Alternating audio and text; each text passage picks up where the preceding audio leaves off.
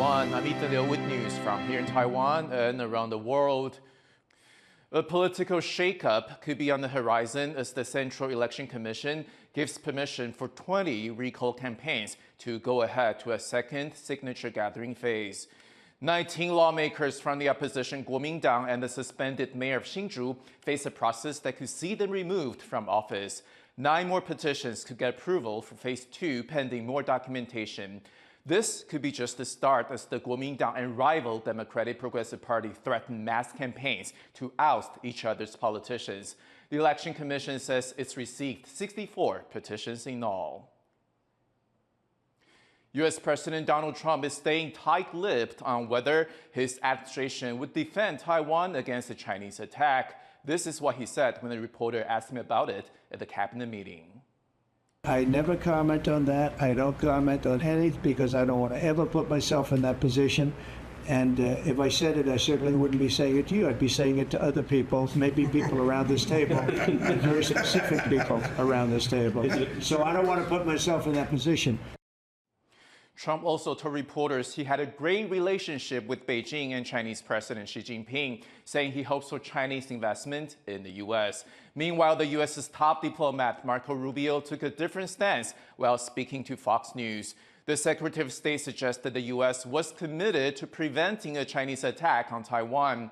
China claims sovereignty over Taiwan and has now renounced the use of force to bring Taiwan under its control. Taiwan is not taking part in multinational naval drills being held in Thailand, despite previously being named by organizers. Cobra Gold is one of the largest annual exercises in the world. Organizers named Taiwan as a participant this year on social media earlier in the week, but scrubbed mention of the country a few hours later. They have since said that Taiwan is not part of Cobra Gold 25 and that its inclusion in the list of participants was due to a transcription error. As thousands of students take to the streets in Indonesia to protest President Prabowo Subianto's orders to slash government funding, one survivor of the 2002 Bali bombing attacks is grappling with how these cuts may affect her daily life. Kaden Karanta reports. Over 20 years ago, 3 bombs went off on the Indonesian island of Bali, a terror attack that killed over 200 people and injured hundreds more. Survivors continue to grapple with physical and emotional scars. In the years since, Husno Hotima, who was seriously injured in the attacks, has had over 35 surgeries.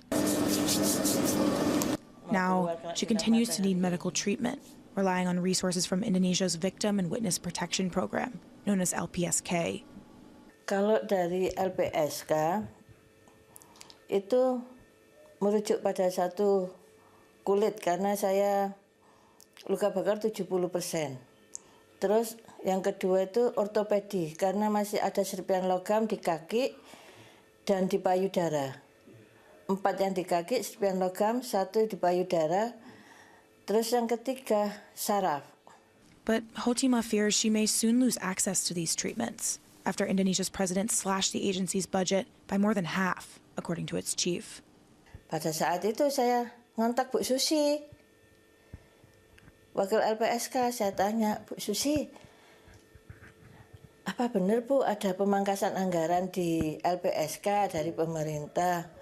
Iya benar Bu Kusnul, gitu kan. Terus nanti ngefeknya ke pengobatan penyintas apa enggak Bu Susi? Gitu.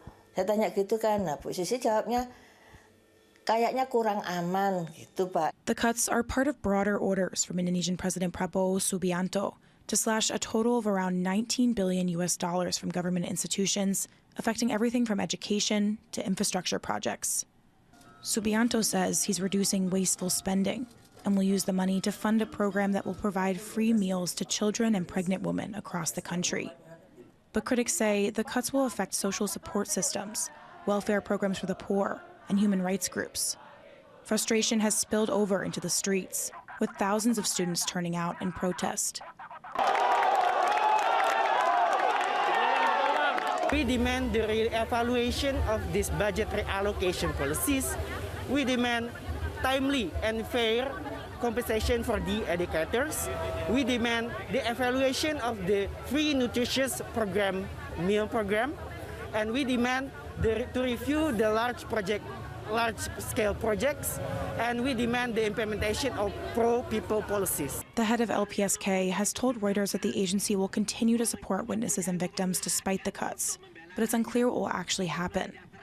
For Hotima, who makes only $4 a day from her snack stall and has to pay both her medical bills and her son's, these cuts may have a direct impact. Untuk keseharian hidup saya bisa dengan cari uang cukup untuk makan, untuk membiayai anak sekolah. Tapi untuk kalau pengobatan, Pak, kalau nggak ditopang dari LPSK, nggak bisa, Pak. Hidup saya berjalan normal gitu, nggak bisa. So, with Indonesia in turmoil, people like Hotima are waiting to see what will happen and how much they may lose. Scott Huang and Cadence Quaranta for TaiwanPlus. As technology advances, it becomes harder to regulate against its malicious use. One exhibition in Taipei seeks to draw attention to the trauma of online sexual violence and fight the stigmas around it. Tiffany Wong went to learn more. You find yourself in an exhibition space upstairs. It's just another exhibition. Stepping into another life, but it could be yours, or your sister's, or your friend's. This is, they told me it's not your fault, and I told them everything would be fine. A 20-minute single-viewer exhibition by Taiwanese artist Ting Ting Zheng. It was inspired by the massive blackmail and cyber sex trafficking operation known as Nth Room that was discovered in South Korea. In it, the narrator takes the viewer into a relationship with an online acquaintance through text messages, which then take a dark turn when their private images have somehow been used to create explicit deepfakes, video generated with artificial intelligence using a real person's image. The artist drew on the stories of many women to create the narrative in the exhibition. But the exhibition is meant to say more about societal reactions rather than reconstruct the sense of violation an individual might feel after having their image misused. And I kept thinking that, imagine a society where we don't judge anyone's nude. Then the blackmail wouldn't work, right? Like, you know, so if I don't mind anyone seeing my nude, no one would judge me. I wouldn't lose my job. I wouldn't lose my degree and stuff. My family would support me. Yeah, I'll leak it. I wouldn't care. I don't want to say more to you. So I feel like we kind of like underestimate how powerful we are as a society. We think like, oh, we are not part of this. They're victim, they're perpetrator. We're not part of it. But I really feel like how society behave will really influence the situation. The exhibition is part of RightsCon, a major annual human rights conference taking place for the first time in Taipei. At the center of discussions, technology and its uses and abuses. Technology itself is neutral, but what it is used for, that can be detrimental for societies. And we're trying to strike the balance between, you know, not painting everything in black and saying technology is bad, don't do it, don't use it. That would be such a loss because it can be so convenient and make our lives so much easier. But new media products like deepfakes are hard to moderate, part of a growing list of online gender-based violence like stalking and sexual harassment. The United Nations estimates 16 to 58% of women have experienced this abuse. 98% of deepfake videos created are pornographic, featuring women. And while the videos are fake, they can have very real consequences. We've seen that violence that happens online, and for example, deepfakes, but not only, that can be used against women, will have effects that come back to real life in terms of mental health effects. And we've seen even suicide attempts of women that have been victims of deepfakes, women in politics that have withdrawn for politics. So those consequences, it's a long list.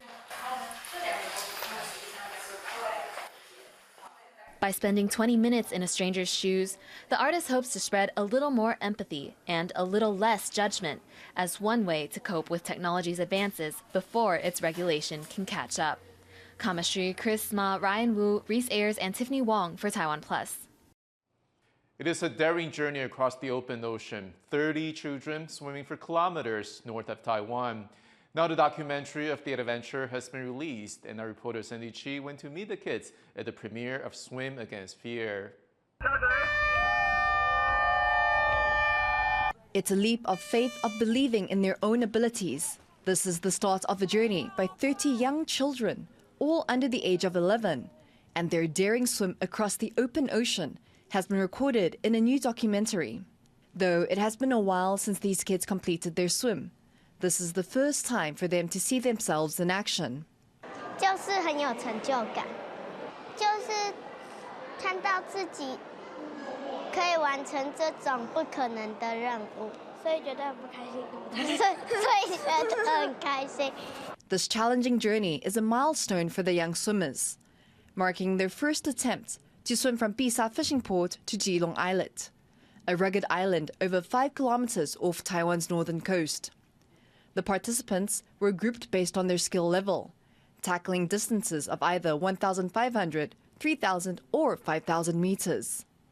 Thanks to director Wayne Chen, a parent of one of the swimmers, their remarkable journey is captured in the documentary Swim Against Fear. Many criticized the plan at first, citing safety concerns. Taiwan is an island nation, but many Taiwanese have a cultural sense of the ocean as something to be feared rather than embraced.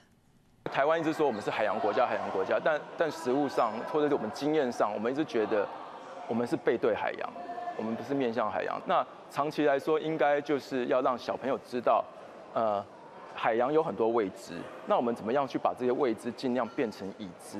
那你懂得越多，你越知道怎么保护自己。你知道在什么样的海况或什么样的海岸线是不适合下水的，他自己知道，他就不会去涉险做这件事。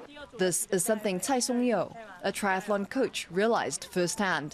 其实海洋教育在台湾的推动目前还算是比较保守的，不管在民风或者是在政府的体制面来说，其实在推动上面都还是比较来的困难啊。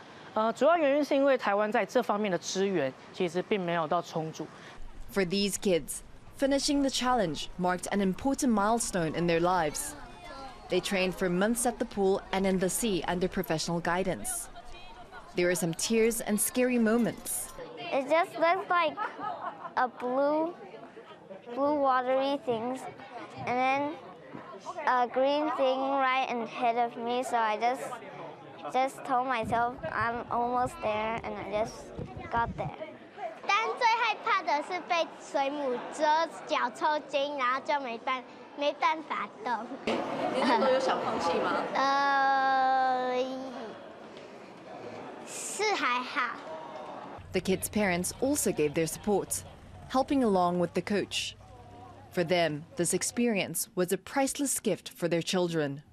I want him, to develop a courage, and he can conquer the fear of the unknown things in his life. I think that's very important. As a parent, you won't always be able to be by the side of your kid. But whenever he's facing his challenges in his life, even after we parents pass away, we always hope they can, conquer their fear. And how to give the courage as a gift to your son. Memories fade, but with the release of the new documentary, these kids will always have a reminder of the day they took on the ocean and swam against their fears. Scott Huang, PG Zhuang, and Sunny Chi for TaiwanPlus. Thank you for watching What's Up Taiwan. You can visit the TaiwanPlus website and follow our social media for more stories from Taiwan and around the world. Before we go, check out this tuk-tuk race in Egypt where teams competed to be the fastest and also the most stylish. I'm Ethan, take care, and I'll see you next time.